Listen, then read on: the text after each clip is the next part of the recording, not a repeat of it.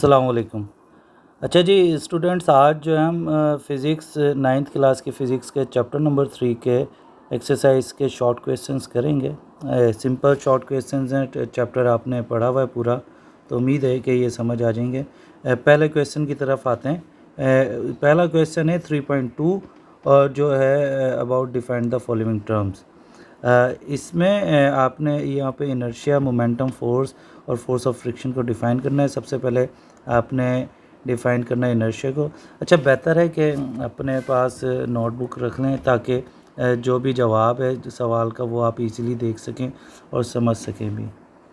What is inertia? Inertia की definition में आपने सिंपली बताना है कि inertia of a body is its property due to which it resist any change in its state of rest or of motion. It is related to the mass of the body. एक चीज़ inertia क्या है, वो property है जिसकी वजह से body resist करती है किसी किस्म का भी चेंज। मतलब अगर आप वो बॉडी रेस्ट में है तो वो रेजिस्ट करेगी कि उसको मोशन में ना लाया जाए। अगर बॉडी मोशन में है तो obviously the body will resist कि उसको रेस्ट में ना रखा जाए। तो बाकी इनर्शिया किस पे डिपेंड करती है, ये एक एमसीक्यू भी बन जाता है आप लोगों का। It depends upon the mass of the body. मतलब कैसे डिपेंड करते हैं? जिस बॉडी का मैस ज़्यादा होगा, greater is the mass of the body, greater is it's inertia and vice versa. इसकी एग्जांपल के लिए इस साइड पे बताया हुआ वी हैव टू बॉडीज़। एक बॉडी ऐसी है जिसका मैस कम है लाइक 30 kg और एक बॉडी है 300 kg। दोनों ही इस टाइम क्या है, रेस्ट में। क्योंकि इसका मैस कम है तो as compare to second body के मुकाबले में ये जो फर्स्ट बॉडी है इसका इनर्शिया भी क्या होगा, कम होगा। क्योंकि हमने पढ़ा है objects with greater mass have more inertia. बहरहाल सिंपल सा जवाब है, वर्डिंग यही लिखिएगा क्योंकि जितना स्ट्रेट फॉरवर्ड रखेंगे, प्रिसाइज रखेंगे, जवाब उतना ही ठीक होगा। अच्छा, दूसरी चीज़ जो डिफ़ाइन करनी है इस क्वेश्चन में वो है मोमेंटम। मोमेंटम को बहुत डिटेल में डिस्कस किया हुआ है क्लास के अंदर। बहरहाल आपने जब मोमेंटम को डिफ़ाइन करना है, सिंपली आपने डिफ़ाइन करना है momentum of a body is the quantity of motion. Momentum ये बताता है कि किसी भी बॉडी, मूविंग बॉडी में अमाउंट ऑफ मोशन कम है या ज़्यादा। तो इन simple words momentum tells you the quantity of motion. कैसे पता चलेगा कि किस बॉडी में क्वांटिटी ऑफ मोशन या मोमेंटम या अमाउंट ऑफ मोशन ज़्यादा है और किस में कम है? ऑब्वियसली इसका आपको पता चलेगा, motion it possesses due to the mass and velocity. आपको किसी भी बॉडी की क्वांटिटी ऑफ मोशन का पता चलेगा अगर आपको उसके मैस और वेलोसिटी का पता होगा। कैसे? Momentum of a body is the product of its mass and velocity. तो ये सारी बातें लिखना डेफिनेशन में लाजमी है और फिर आप मैथमेटिकली डिफाइन करेंगे। Mathematically momentum is the product of mass and velocity. Physically ये क्या चीज़ है? It is a vector quantity. जिस डायरेक्शन में बॉडी मूव कर रहा होता है उसी डायरेक्शन में मोमेंटम की भी डायरेक्शन होती है। तो मोमेंटम स्केलर नहीं है, ये वेक्टर है। ये आपका एमसीक्यू भी है। मतलब वो मोमेंटम कौन सी क्वांटिटी है? Vector quantity. It is used as your MCQ, जहन में रखने के लिए। ये मैंने इसलिए साथ साथ तो पिक्टोरियल भी अंडरस्टैंडिंग लगाई है ताकि आपको याद रहे कि आपने डेफिनेशन में लिखना क्या है। अगले सवाल पे करते हैं। ये 3.2 ही चल रहा है क्वेश्चन। 3.2 क्वेश्चन के अंदर we have this thing. Inertia को डिफाइन करना था, मोमेंटम को डिफाइन करना था। Now we will define force. What is force? Force, a force moves or tends to move a body और stops or tends to stop the motion of a body। मतलब force एक ऐसी चीज़ है जिसकी मदद से या तो हम किसी भी बॉडी को क्या करेंगे, मूव करेंगे, या कोशिश करेंगे, टेंड्स टू मूव, कोशिश करेंगे वो मूव करे। इसी तरह फोर्स की मदद से ही या तो हम किसी बॉडी को क्या करेंगे, स्टॉप, या हम कोशिश करेंगे कि वो क्या हो जाए, स्टॉप हो जाए। तो simply what is force? A force moves or tends to move a body, stops or tends to stop the motion of a body. Force की मदद से we can also change the direction of a body. Like centripetal force जो है it continuously changes the direction of a body. Example यहाँ पे आप देंगे, अगर डिफाइन फोर्स है तो ये एक एग्जाम्पल दे देंगे। For example a batsman changes the direction of a ball by applying the force, और जो भी आप एग्जाम्पल देना चाहते हैं। लेकिन ये एक सिंपल एग्जाम्पल है, मैंने यहाँ पे पुट कर दी। अगेन यहाँ पे एक पिक्टोरियली अंडरस्टैंडिंग हमने दी हुई कि जिस तरह ये दो बॉडीज़ हैं, दो पर्सन हैं, अगेन ये फोर्स लगा के कोशिश कर रहे हैं, try to push the body, और ये अगेन फोर्स लगा के try to pull the body, और इवन आप फोर्स लगा के बॉडी को मूव भी कर सकते हैं। एनीवे आगे चलते हैं। हमारे पास चौथी डेफिनेशन जो है वो फोर्स ऑफ फ्रिक्शन है। फोर्स ऑफ फ्रिक्शन क्या है? The force between the sliding object which opposes the relative motion between them is called force of friction. क्या मतलब? ऐसी फोर्स जो कि अपोज करे। फोर्स ऑफ फ्रिक्शन ऐसी फोर्स है जो कि बेसिकली क्या करती है? अपोज करती है मोशन ऑफ अ बॉडी को। अ फोर्स, या इन सिंपल वर्ड्स हम कह सकते हैं a force that opposes the motion of a body is called force of friction. Frictional force एक ख़ास ऐसी फोर्स होती है जो कि मूविंग बॉडी के मोशन को अपोज करती है। मतलब अगर कोई बॉडी मूव कर रही होगी तो फोर्स ऑफ फ्रिक्शन की कोशिश होगी कि वो मूव करना रुक जाए, मतलब वो उसको रोकने की कोशिश करेगी। Again we have a example here कि यहाँ पे एक ब्लॉक जो है वो उसको मूव करवाया जा रहा है, लेकिन ये जो ग्राउंड है, ये ग्राउंड जो है वो कोशिश कर रहा है कि इस अप्लाइड फोर्स की वजह से इस ब्लॉक को मूव करवाया जा रहा है, but this ground is trying to stop the motion of a body due to force of friction. तो अगेन जहन में बिठाने के लिए ये 7 पिक्टोरियल एग्जांपल दी है। होप सो ये आप लोग को हेल्प आउट करेगी। चलिए इसके बाद ये हमारा 3.2 क्वेश्चन कंप्लीट हो गया। ये हमारे पास 3.2, 3.3, 3.4 काफ़ी सारे शॉर्ट क्वेश्चंस हैं चैप्टर नंबर 3 के एक्सरसाइज में। शॉर्ट क्वेश्चन 3.2 कंप्लीट हो गया। Then we have question number 3.3, that is what is the difference between mass and weight, action and reaction, sliding friction and rolling friction. एक चीज़ ध्यान में रखिएगा कि जब कभी भी डिफरेंस वाला सवाल आएगा आपने सिर्फ डेफिनेशंस नहीं लिखनी। अगर आपको कहा है differentiate between mass and weight, means first of all you have to draw a column. आप 2 कॉलम बनाएंगे, एक कॉलम में एक फिज़िकल क्वांटिटी लिखेंगे, दूसरे कॉलम में दूसरी फिज़िकल क्वांटिटी लिखेंगे। अब डिफरेंस है, जो एक बॉडी के फीचर्स लिखेंगे उसके ऑपोजिट फीचर ऑब्वियसली दूसरी के होने चाहिए, तो डिफरेंस में ये ख्याल रखना चाहिए। तो पहला डिफरेंस सिंपल है, what is mass? Mass of a body is the quantity of matter possessed by a body. Means mass ये बताता है कि एक बॉडी के अंदर कितना मैटर है। मैटर मींस कितने एटम्स या मॉलिक्यूल्स हैं। It means mass is just the number of atoms of molecules in the body. But what is weight? तो ये पहला पॉइंट मैस का आ गया।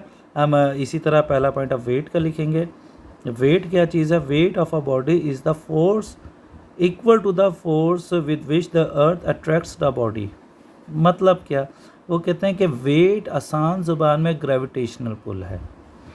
मतलब हम जिसे कहते हैं ना weight of the body, weight of a body is the force equal to the force with which the earth attracts the body. मतलब वो फोर्स जिस फोर्स से अर्थ बॉडी को अट्रैक्ट कर रही है उसी फोर्स को हम क्या कहते हैं? वेट। या आसान ज़ुबान में हम कह सकते हैं कि weight is simply the gravitational pull. मतलब simply what is weight? It is the gravitational pull of the earth on the body. दूसरा डिफरेंस जो है यहाँ पे हमारे वो है it is a scalar quantity. अब मैस जो है मैंने अभी बताया, it's simply the quantity of matter. मतलब कितने एटम्स या मॉलिक्यूल्स हैं। In simple words it is the number of atoms and molecules in a body. तो मैथ्स का ताल्लुक जस्ट नंबरिंग के साथ है कि कितने एटम्स या मॉलिक्यूल्स हैं। That's it is a scalar quantity. Maths की हमारे पास कोई डायरेक्शन नहीं होती। लेकिन इसके मुकाबले में जब हम वेट की बात करेंगे, बिकॉज अभी हमने डिस्कस किया कि वेट क्या चीज़ है, इट्स अ ग्रेविटेशनल पुल। और ग्रेविटेशनल पुल हमेशा किधर होती है? डाउनवर्ड होती है। वेट की एक डायरेक्शन होती है, इसलिए वेट जो है वो वेक्टर क्वांटिटी है। बाकी mass it does not change with change of place, it varies. जबकि मैस की वैल्यू चेंज नहीं होती, नंबर ऑफ एटम्स जो है चेंज नहीं होते हैं, चाहे बॉडी ज़मीन पे है, चाहे उस बॉडी को आप मून पर रह जाएँ, मार्स पर रह जाएँ। बट वैल्यू ऑफ वेट जो है वो place to place vary change होती है। तो it's varies depending upon the value of G. मतलब जैसे जैसे ग्रेविटेशन एक्सेलरेशन चेंज होता है उसी तरीके से वेट की वैल्यू भी क्या होती है? चेंज होती है। इन सिंपल वर्ड्स वेट की value on the surface of the अर्थ कुछ और होगी, आप जब थोड़ा मतलब स्पेस में आ जाएंगे कुछ और है, अगर आप मून पे बॉडी को लेके जा रहे हैं वहाँ पे वेट की वैल्यू कुछ और होगी, एंड सो फॉर। एक और डिफरेंस है, अगर हम मास को मैयर करें, it is measured by comparison with standard masses using beam balance. मतलब मास को जस्ट बीम बैलेंस से मैयर कर सकते हैं, but weight is measured by a spring balance. एक और डिफरेंस है, मास का यूनिट जो है वो किलोग्राम है, जबकि वेट का यूनिट जो है न्यूटन है। Then this is the formula for mass and this is the formula for weight. Mass जो है हमारे पास बेस क्वांटिटी है, जबकि वेट जो है वो ड्राइव क्वांटिटीज़ हैं। तो एनीवे ये 7 डिफरेंस लिखें। अगर ये लॉन्ग क्वेश्चन के तौर पे आ जाएगा तब तो आप साथ के साथ डिफरेंस लिखेंगे, लेकिन सपोज़ ये शॉर्ट क्वेश्चन के तौर पे आता है तो कम से कम ये वाला पॉइंट लाजमी लिखेंगे, फर्स्ट पॉइंट। उसके बाद जो बाकी रिमेनिंग 6 पॉइंट्स उनमें से 2 पॉइंट्स मजीद, मतलब 3 डिफरेंस अगर लिख देंगे तो that would be sufficient for you people in exams की बात करूँ तो ये question difference of mass and weight ये एज अ लॉन्ग क्वेश्चन भी आया हुआ है हमारे पास पेपर्स में, और ये एज अ शॉर्ट क्वेश्चन भी आया हुआ है जी। इसके बाद हमारे पास डिफरेंस है between action and reaction. Means what is the difference between action force and reaction force. तो इसके डिफरेंस भी 2 डिफरेंस हमने लिखे minimum. What is an action force? An action force is a force that is applied to an object. मतलब basically action force जो है वो applied force है। What is reaction force? A reaction force is a consequence of an action force which is opposite in direction। मतलब जो आपने applied force किया, जो फोर्स अप्लाई किया, उसका जो कॉन्सिक्वेंस है, उसका जो आउटकम है या उसका जो फीडबैक है वो हमारे पास क्या कहलाएगी?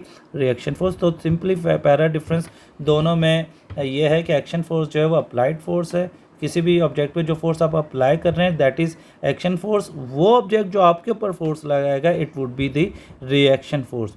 और दूसरा है हमारा यहाँ पे action force acts on one body and reaction force acts on another body. क्या मतलब? ये हमने साथ इसकी पिक्टोरियल एग्जांपल भी ली है। यहाँ पे अगर आप देख सकते हैं तो ये जो स्विमर है ये एक्शन फोर्स जो है वो किस पे लगा रहा है? वॉल पे। This is the action force, जो ये अपने फीट की मदद से वॉल के ऊपर एक फोर्स लगा रहा है, it is action. Wall reaction में इसको ये इस फॉरवर्ड डायरेक्शन में क्या कर रही है? मूव कर रही है, that is the reaction force. तो यहाँ पे दोनों हमारे डिफरेंस क्लैरिफाई होते हैं कि एक्शन फोर्स जो है वो अप्लाइड है, रिएक्शन जो है उसका रिज़ल्ट है या उसका कॉन्सिक्वेंस है। और एक्शन किसी एक बॉडी पे लग रही है तो रिएक्शन जो है वो किस पे लगेगी? दूसरी बॉडी पे लगेगी। तो बहरहाल इस एग्जांपल से भी आपके जहन में रह सकता है। अगले डिफरेंस की तरफ आते हैं।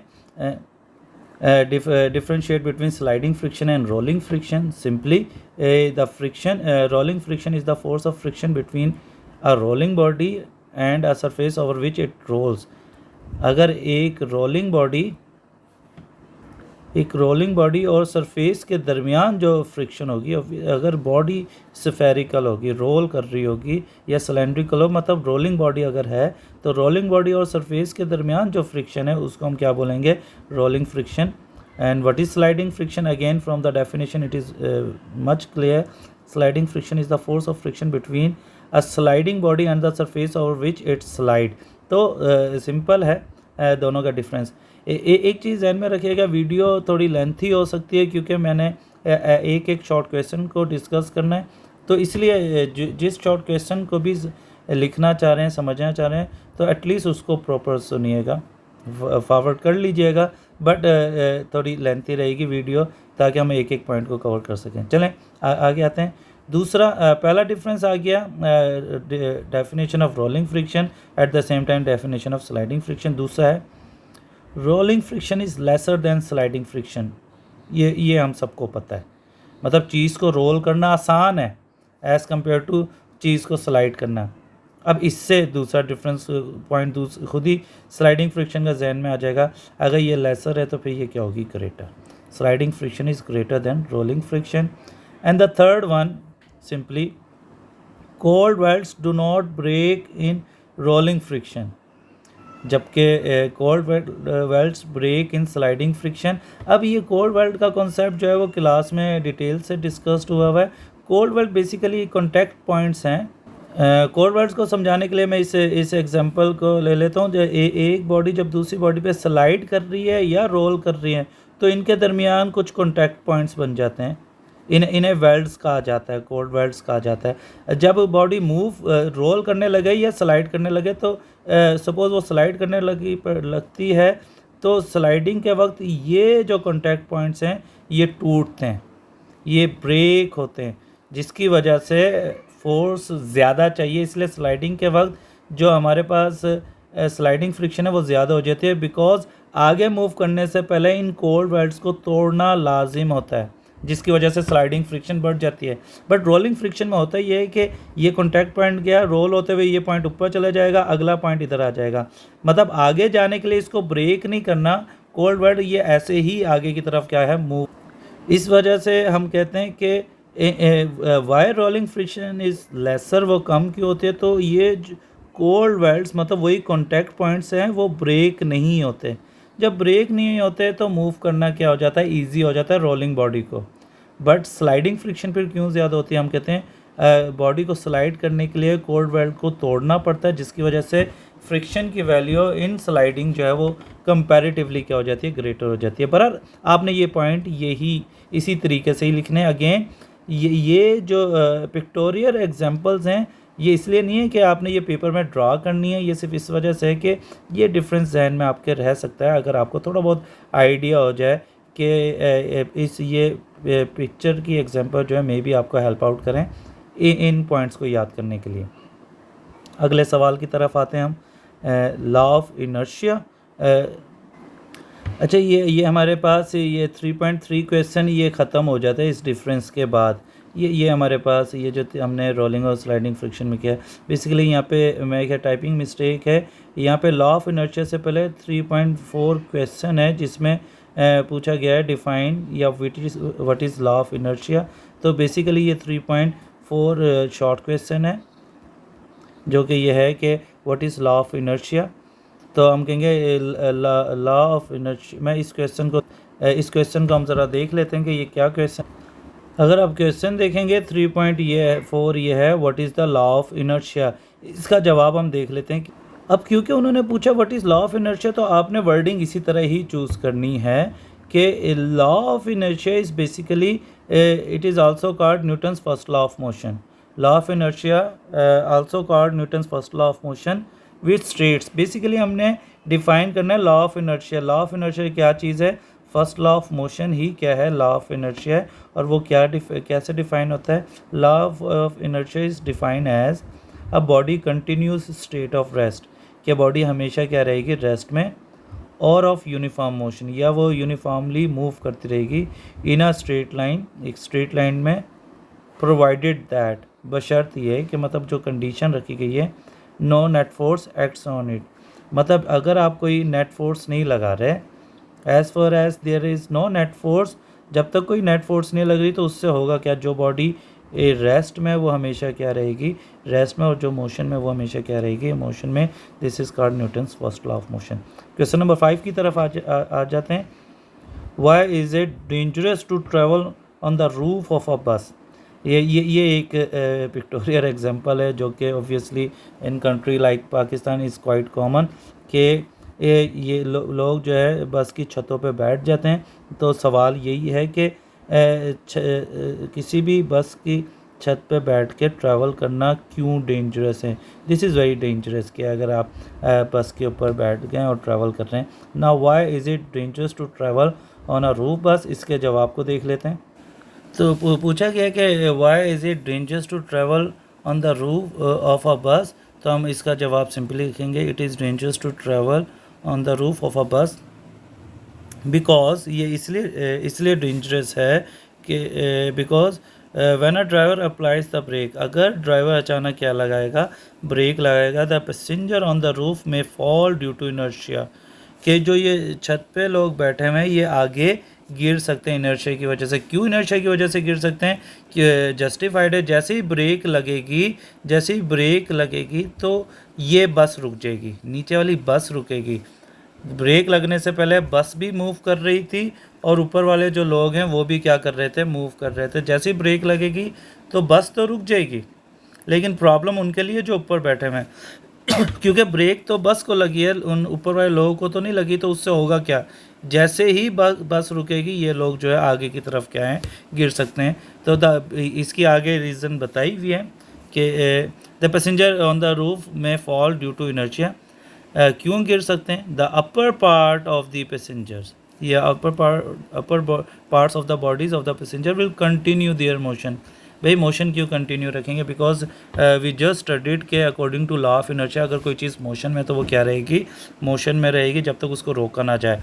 तो बस भी मोशन में थी, वो क्यों रुक गई, क्योंकि उसको ब्रेक लगा के रोका गया। ऊपर वाले लोग भी मोशन में थे लेकिन वो शायद इसलिए नहीं रुक पाएंगे कि ब्रेक उनको नहीं लगी, तो वो ड्यू टू इनर्शिया वो अपने मोशन को शायद क्या करेंगे, कंटिन्यू करेंगे, जिसकी वजह से while lower parts of their body is in contact with the bus with it and resultantly they may fall forward। ये इसलिए गिर सकते हैं कि ऊपर वाला उनका जो हिस्सा है वो उसकी वजह से वो शायद अपने मोशन को कंटिन्यू करें और वो आगे की तरफ गिर सकते हैं। तो बहुत इंपॉर्टेंट शॉर्ट क्वेश्चन है, अक्सर पेपर में ये आता है कि why is it dangerous to travel on the roof of a bus. अब क्वेश्चन नंबर 6 देखते हैं इसी चैप्टर का। Why does a passenger move outward when a bus takes a turn. वो कहते हैं कि ये पैसेंजर बैठे हुए हैं अंदर, तो ये ठीक है जब तक बैठे हुए हैं, लेकिन जैसे ही आगे मोड़ पे बस जब मुड़ने लगती है तो ये पैसेंजर जो है ये साइडों की तरफ क्यों निकलते हैं। दोबारा सुन लें, सवाल ये है कि why does a passenger move outward. एक पैसेंजर बाहर की तरफ जो है आउटवर्ड जो है वो क्यों गिरता है, मतलब उसको बाहर की तरफ पुश क्यों लग रही होती है, वो इस तरफ क्यों गिरता है जैसे ही बस क्या लेने लगती है, टर्न लेने लगती है, तो ये पैसेंजर आउटवर्ड क्यों गिरता है। तो अगेन इसका कॉन्सेप्ट भी वही है जो 3.5 का कॉन्सेप्ट है ऑलमोस्ट, कि व्हेन अ बस टेक अ शार्प टर्न, जैसे ही बस क्या लेने लगती है, टर्न लेने लगती है, passenger fall in the outward direction, passenger जो है बाहर की तरफ जो है फॉल करते हैं, मतलब बस की वॉल के साथ टकराते हैं। क्यों, it is due to inertia, inertia की वजह से क्यों है, it is due to inertia they want to continue their motion in a straight line. ये इनर्शिया की वजह से टकराते हैं, क्यों, बिकॉज ये जाना चाह रहे होते हैं सीधे, अचानक बस क्या ले लेती है, टर्न, तो जिसकी वजह से अब सीधा तो कुछ भी नहीं रहा, सीधा बस की क्या आ जाती है, वॉल आ जाती है, जिसकी वजह से ये आउटवर्ड फॉल करते हैं। बराबर जवाब आपने यही लिखना है इसका, when a bus takes a sharp turn passenger fall in the outward direction, it is due to inertia that they want to continue their motion in a straight line and thus falls outward.